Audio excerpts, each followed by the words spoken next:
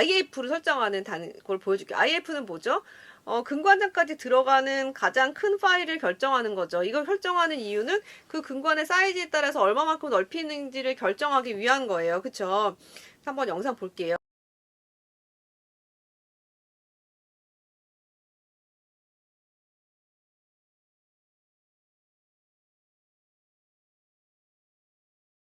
저렇게 부드럽게 넣어봤더니 잘 들어가요. 그쵸? 그러면 이 근관은 15번보다는 크다는 거죠. 그러면 15번은 이제 패스됐고, 그 다음에는 이제 20번을 가지고 똑같이 23mm에서 근관장을, 그쵸? 23mm에서 잘 들어가는지 한번 봅시다. 근관 내 파일을 넣을 때는 한 번에 확 넣는 게 아니라 보는 것처럼 저렇게 조심스럽게 살살 돌려가면서 한번 넣어볼게요. 저렇게 워치 와인딩 모션으로 많이 쓰게 돼요. 그러면 뭐 잘 들어가는 것 같아요. 아까처럼 쑥 들어가진 않지만 20번도 통과.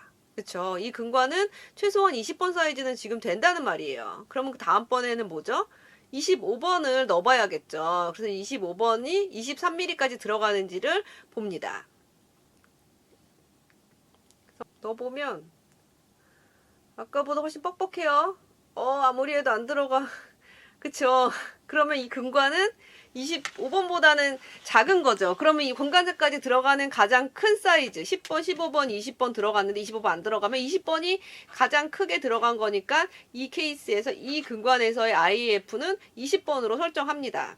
그래서 IF, Initial APK 파일이라는 거는 측정된 근관장에서 살짝 끼이는 느낌이 나는 최초의 파일이에요. 그러니까 예를 들면 이게 25번은 근관장까지 안 들어가잖아요. 근데 20번은 아까 꽉 들어갔어요. 그럼 그 20번이 되는 거죠.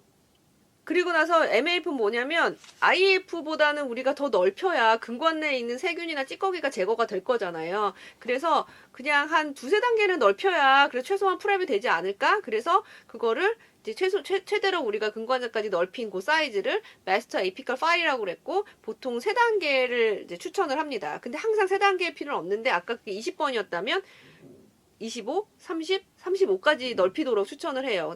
그래서 핸드 파일을 넣을 때 보면 아까 제 모션은 워치 와인딩이 많았어요. 그쵸? 워치 와인딩을 쓰고 나중에 빼낼 때 이제 만약에 아까는 이제 근관장을 재기 위한 거였고 풀앱을 한다면 벽을 세야 되기 때문에 좀 당기면서 제거하는 리밍은 한쪽 방향으로만 돌리는데 한쪽 방향으로만 돌리다 보면 파일이 부러질 수 있어서 많이 쓰진 않아요. 파일링은 업앤다운 모션, 그쵸? 턴앤풀을 한쪽으로 돌렸다가 빼내는, 근데 보통 요 별표를 해놓은 요런 모션을 많이 쓰게 됩니다.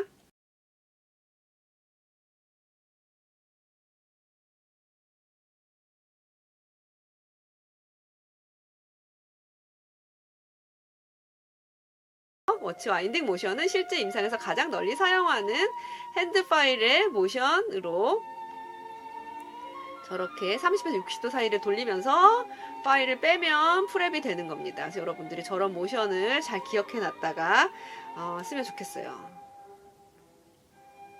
저렇게 옆으로 좌우로 가면서 빼고 뺄 때 파일이 이렇게 뒤로 빼내는 벽이 삭제되는 거죠. 예전에 나이타임 파일이 없을 때는 이렇게 손으로 많이 하면서 그쵸 25번 뻑뻑한데 저렇게 넣어서 빼낼 때 이제 벽을 긁어냅니다.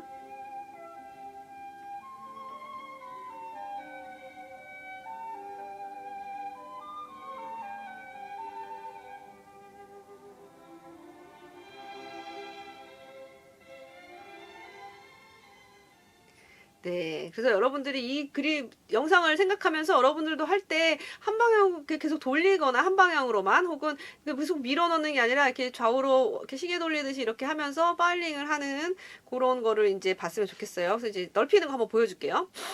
그래서 저는 이 영상에서 아까 IF는 20번으로 잡았고 설명했듯이 35번까지 넓히고 싶었는데 이게 정말 너무 딱딱해서 진짜 넓히기가 너무 어려워서 30번으로 설정을 했습니다. 그래서 한번 보여줄게요.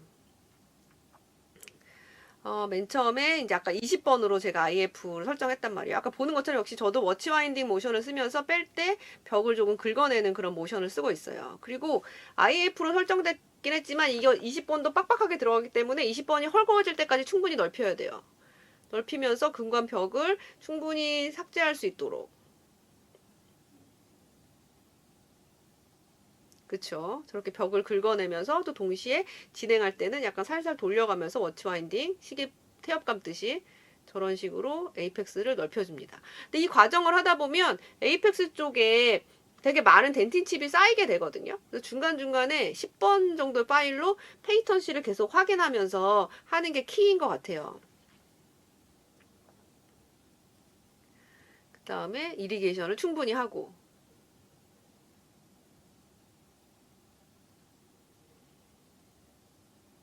보면 좀 더 얇은 파일을 이용해서 계속 충분히 하고 있습니다. 제가 20번으로 상당히 오랜 시간, 벌써 1분 넘게 저렇게 프랩을 하고 있는 모습을 볼 수 있고요. 여러분들도 이 근관치료 하면서 이 너무 빨리 가려고 생각하지 마세요. 근관치료는 되게 느긋한 사람이 잘해요.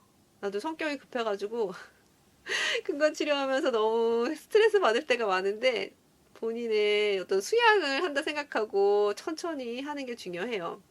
속도는 익숙해지면 경험이 쌓이면 따라올 거예요. 저렇게 계속 이리게이션을 충분히 하는 게 되게 저는 중요하다고 생각해요. 이 습관은 나중에 세균을 씻어내는 데에도 되게 중요한 역할을 하기 때문에 이런 거는 사실은 엑스레이에서 보이지 않거든요.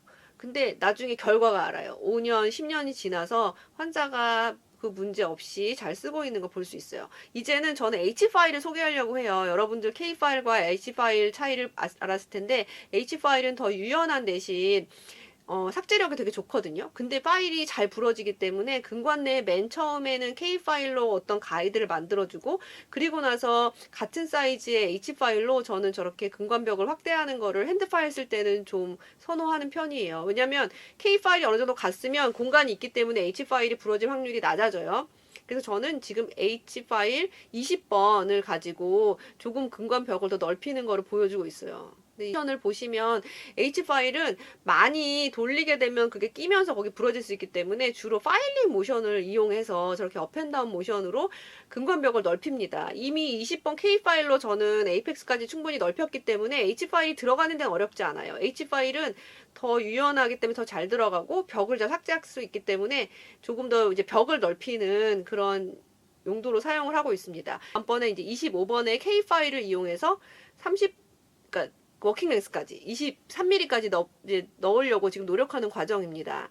아까보다 분명히 더 많이 들어가긴 하지만 그래도 제가 생각하는 23mm까지 무리 없이 잘 들어가진 않아요. 그래서 이제 그런 과정들. 만약에 여기서 이게 잘 안 들어간다면 뭐 15번이나 20번으로 조금 더 넓혀서 에이펙스 쪽을 더 넓혀주는 것도 중요한 것 같아요. 다행히 이제 근관장까지 도달을 해서 K5를 이용해서 이제 워치 와인딩 앤 풀 모션으로 하고 있습니다. 어느 정도 이제 잘 접근이 되면 저렇게 파일링 모션으로 벽을 삭제를 하고요. 에이펙스 들어갈 때는 약간 이렇게 시계 태엽 하듯이 돌리면서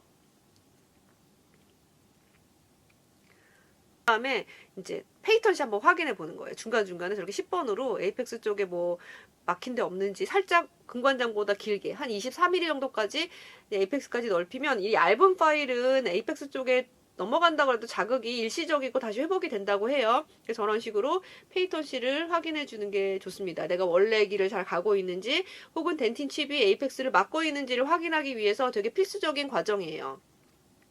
그 다음 다시 이제 25번을 넣고 조금 더 인라지를 합니다. 다시 세척하고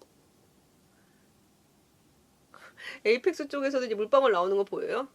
실제로 너무 무리하게 하면 어느 정도 우리가 근거 세척액이 치근점을 자극할 수 있기 때문에 주의해야 될 것 같고 이제 30번 파일을 이용해서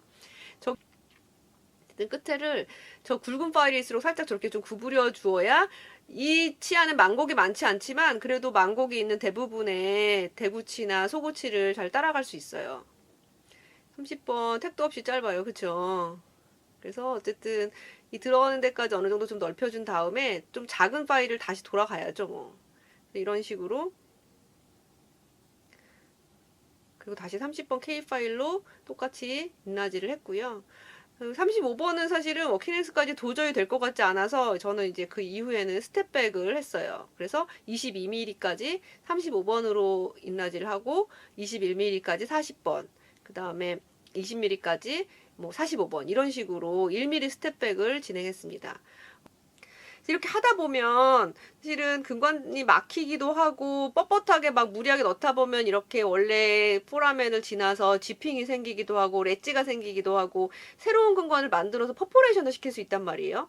그래서 이런 것들을 주의하려면 얇고 유연한 파일들을 많이 이용하고 근관 세척을 자주 하면서 계속 이 페이턴시를 확인하는 게 중요한 것 같아요.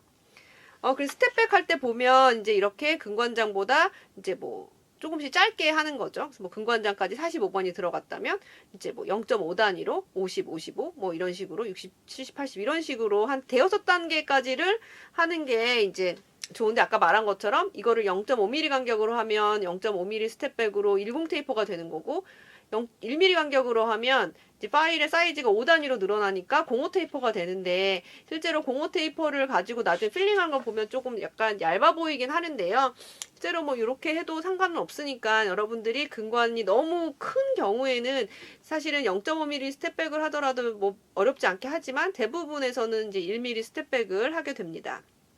아까 말한 것처럼 얇은 파일에 생각되는 거는 제일 중요한 거는 10번, 그 다음에 15번, 20번으로 근관을 충분히 넓히는 게 중요합니다. 아무리 해도 근관 확대가 안 되면 그래도 이게 만약에 환자면은 이 치료를 누군가는 마무리를 충전을 해서 이 사람이 10년, 20년 쓸 수 있도록 만들어줘야 되는 거잖아요. 그러려면 에이펙스 쪽에 있는 치수잔사가 제거가 되고 그리고 근관 뭐 세균에 오염이 있다면 세균이 어느 정도 줄어들려면 이리게이션이 도달해야 되는데 그러려면 에이펙스가 최소한 25, 30까지는 넓어져야 세척이 된다는 거를 기억했으면 좋겠습니다. 그리고 이 덴틴이 계속 삭제가 되고 에이펙스 쪽에서 밀려나갈 수 있기 때문에 이 에이펙스 쪽이 그게 막아버리면 또 근관장이 짧아진단 말이에요. 상아질 잔사가 쌓이지 않도록 하는 게 중요해요. 왜냐면 상아질은 오염된 이제 뭐 세균도 있을 수 있고 치수 잔사가 남아있기 때문에 그게 에이펙스 쪽에 쌓여있으면 나중에 그 감염 원인이 될 거란 말이에요. 그래서 어쨌든 제거하는 게 좋고 그걸 위해서 우리는 리캡츄레이션 좀 더 작은 사이즈의 파일로 근관장까지 깨끗하게 해주는 거 그 다음에 에이펙스를 넘어서 10번 정도의 작은 파일로 이제 살짝 뚫어주는 거 페이턴시 필요합니다. 그리고 이 과정이 잘 돼야 근관 충전이 쉬워요.